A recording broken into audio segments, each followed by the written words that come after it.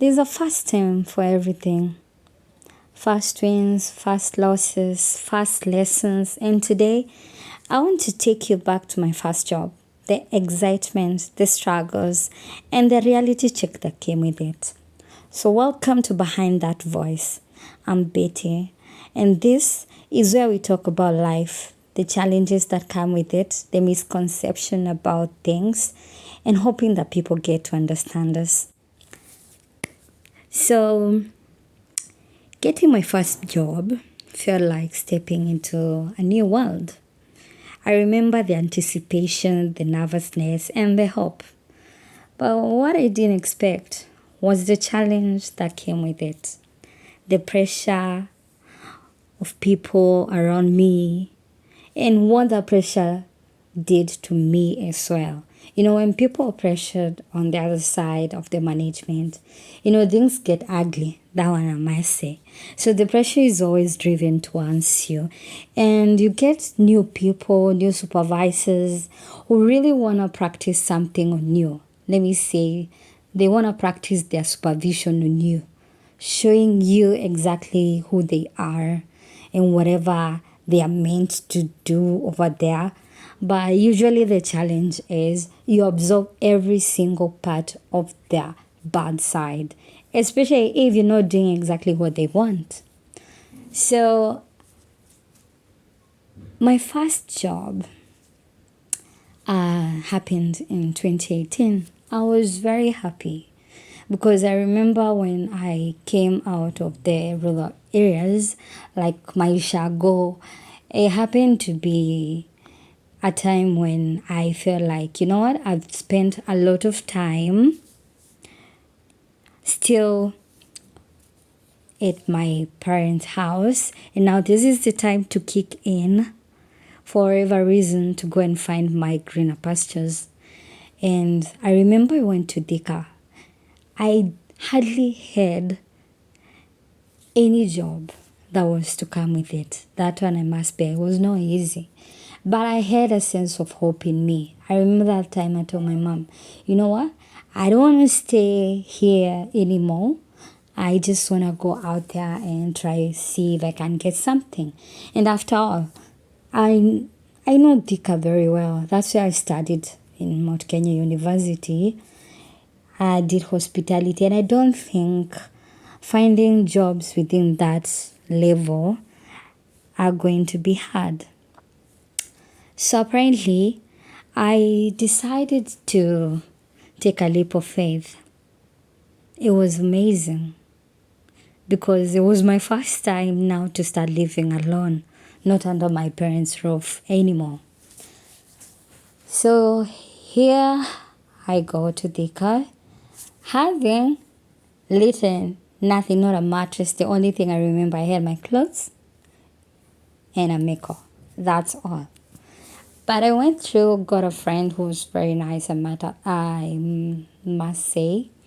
Helped me through finding a house. I remember back then, yeah.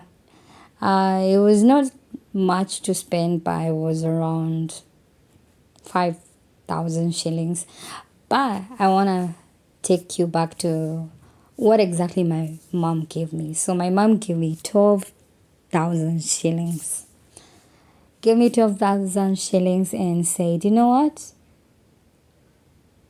Things will be okay. And I trusted the words that came from my mom. And I said, yeah, for sure.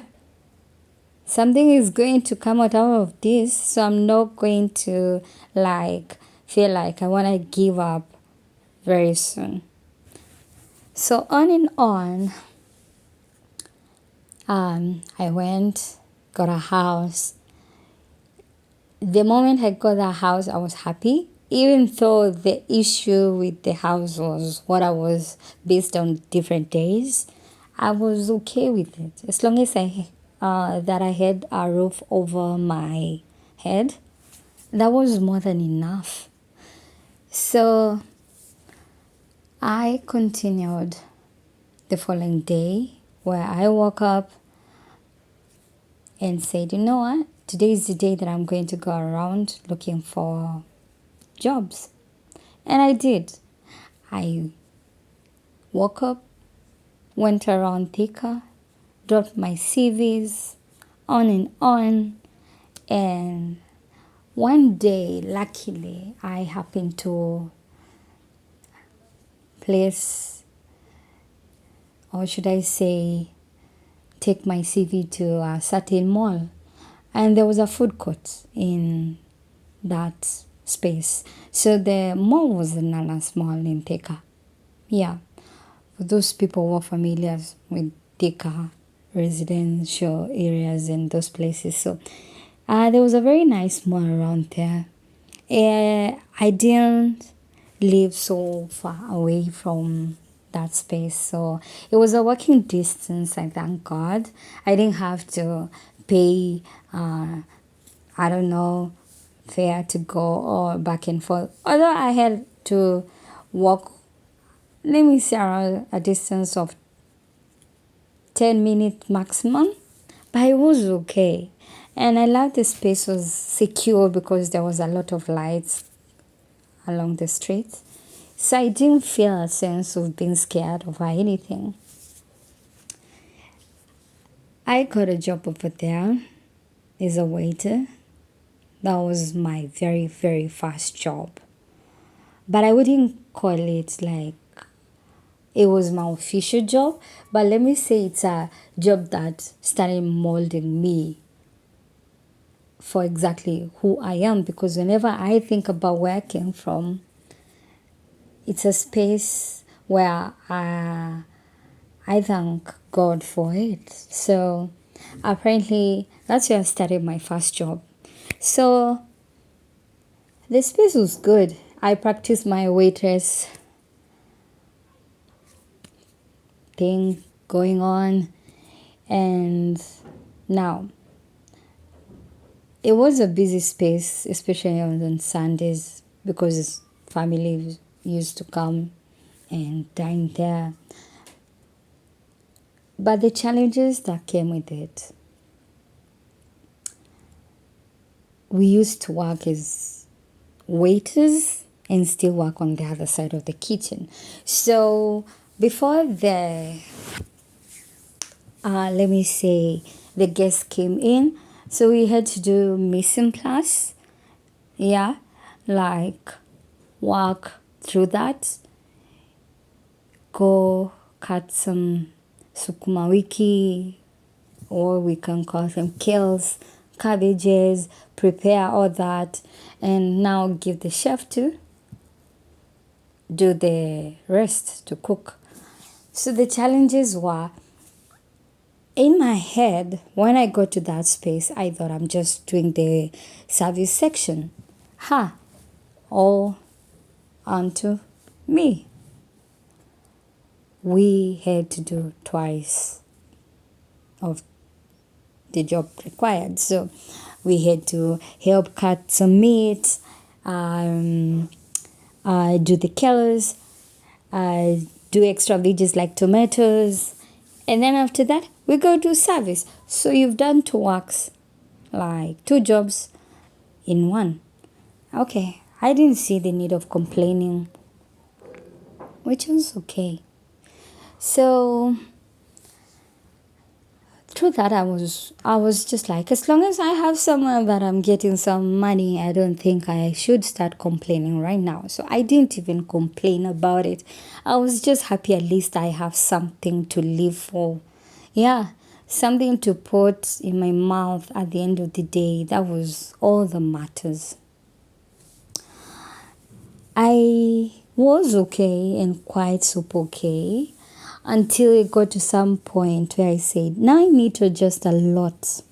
So something came into my mind and I said, I need to call my aunt over this and ask if they have opportunities in a restaurant that she worked. And I remember once upon a time in 2017, when I was going to do my attachment in Smith's Hotel, I just needed to mention, it was a nice place. along the Kajiado Way. The place was after Rongai. Yeah, the space was after Rongai. That was the restaurant I worked. Basically an attachment, yeah. When I passed through there when I was going to do my attachment, I happened to check out the restaurant by far and said, I would love to work in that restaurant. And what does God do? He does that. God directed me to that space that I prayed for, and He led me to try and contact my auntie. And even though I didn't know my aunt so well, I had a leap of faith that, you know what, let me try. Who knows? And she told me, yeah, let me just get to the HR. You can send your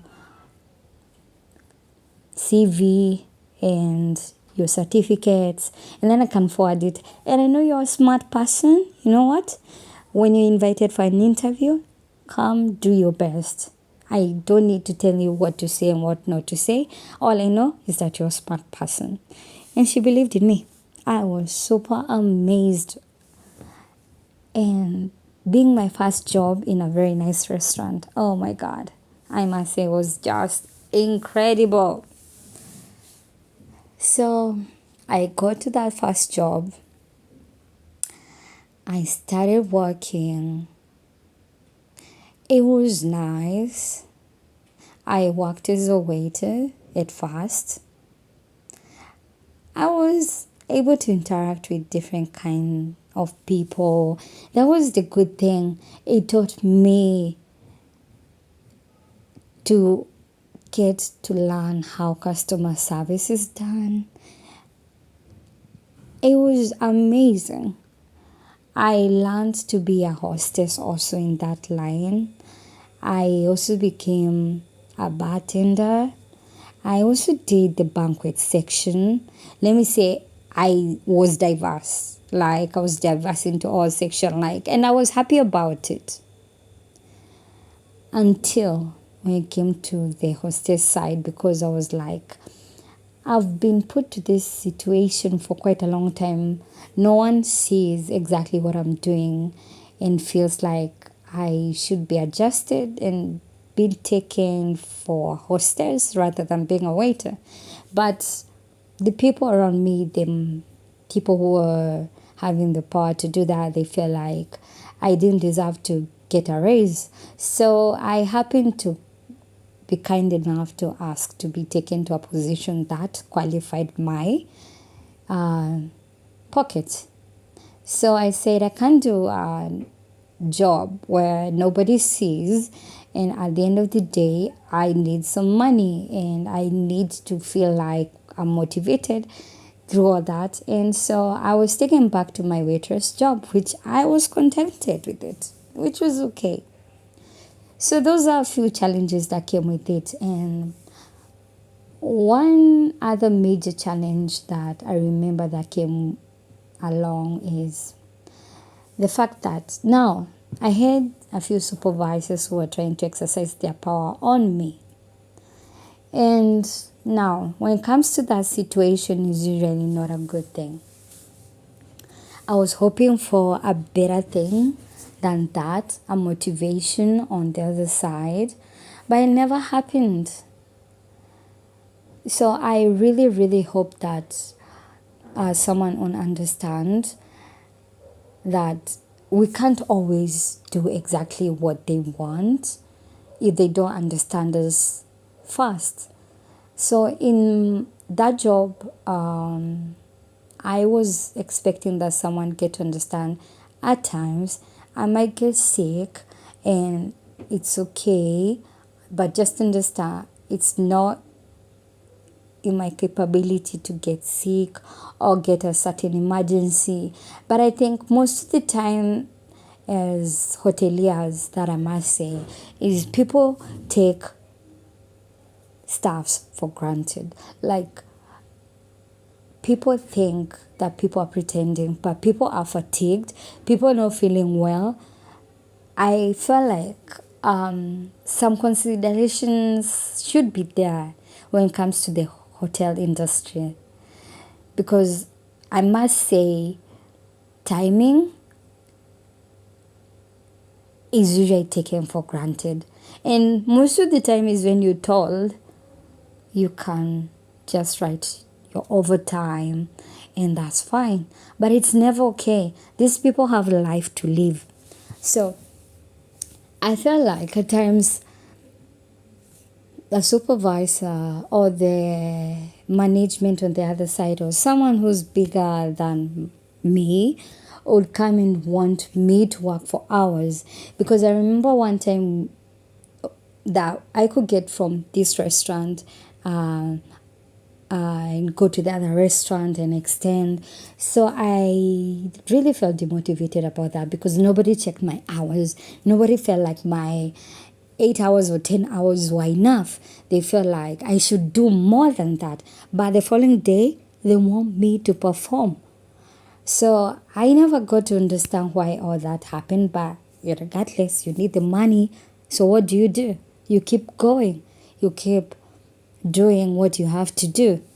And let me say, and I'll give one scenario where another challenge came through. When I got to that restaurant, I happened to find different people who felt like maybe I've become a challenge, or rather a competition to them. So I go to that restaurant, and one of the servers, or should I say one of the employees, felt like, oh, you know what? I feel like you're much of a know-it-all. You don't like to listen. But at that time, I was like, I really need to learn as fast as possible, because I'm seeing a fire ahead of me, which is true. That one I must say. Because I felt like if I don't fasten enough to pressure you to make me learn and make mistakes for you to see, I don't see where you are helping me learn. You just want me to be behind you every single time. I do and try the service, but in other situations, you pull me behind.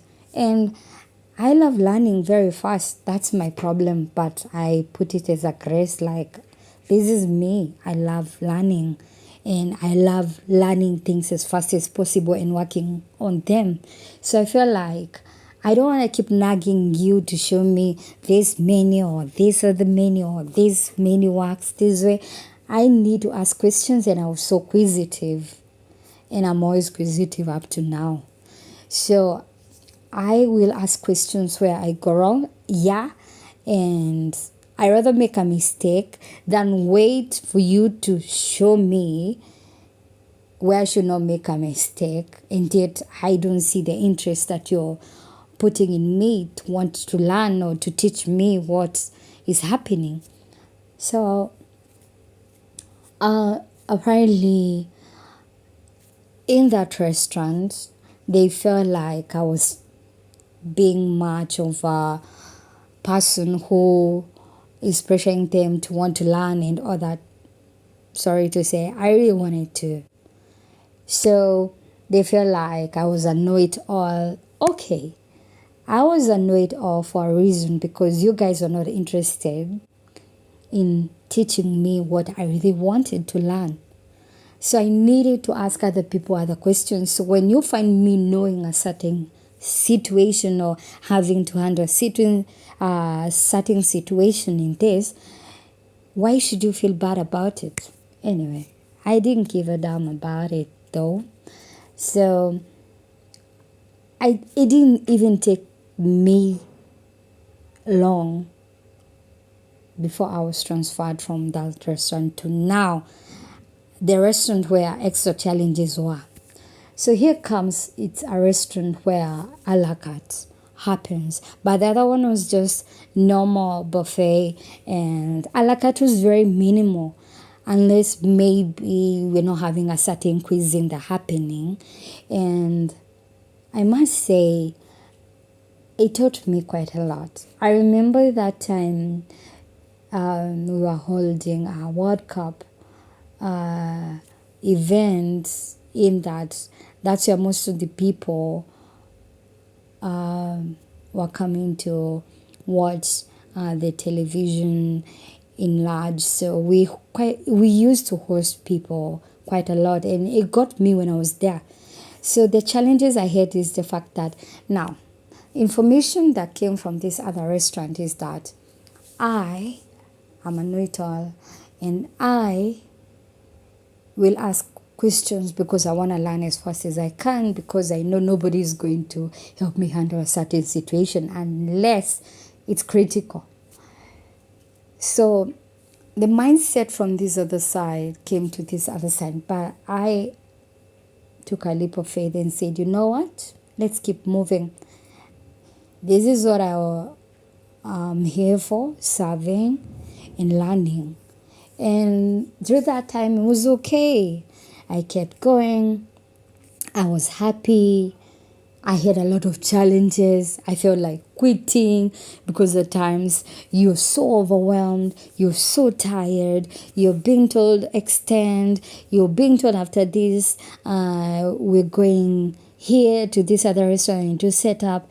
Oh my God, it had both its own blessings and its all demerits, let me just say. So through that, I learned quite a lot.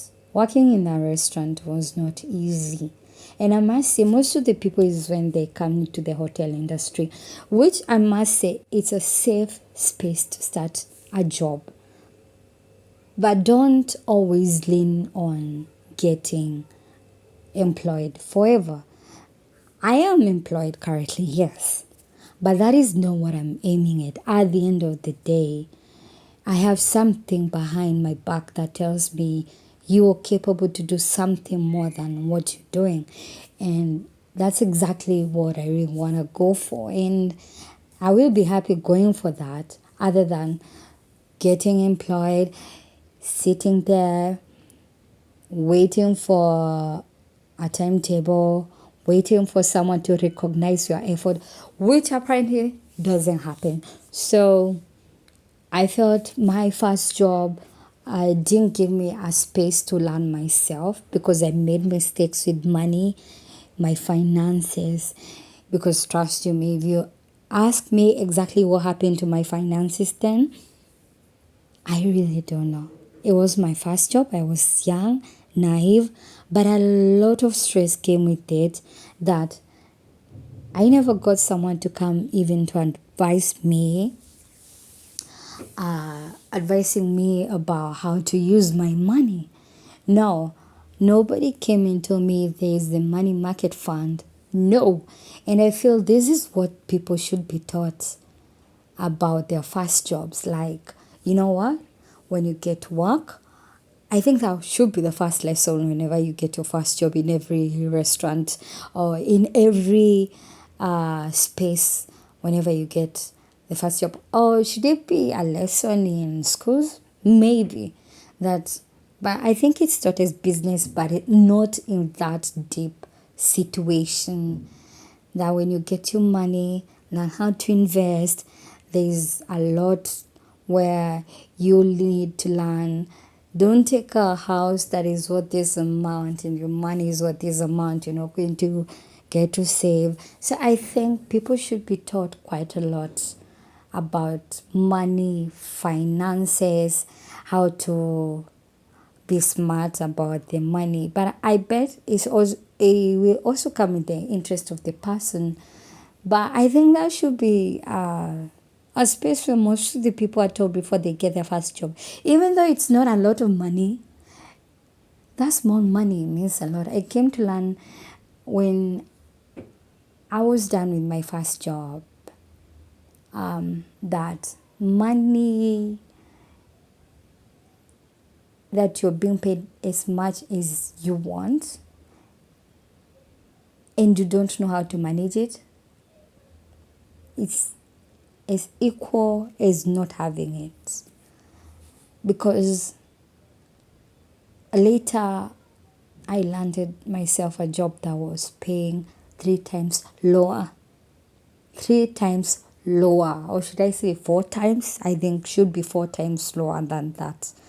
Like, I learned quite a lot through that job. That it's about how you manage your money. It's not about how much money you are getting. Yeah.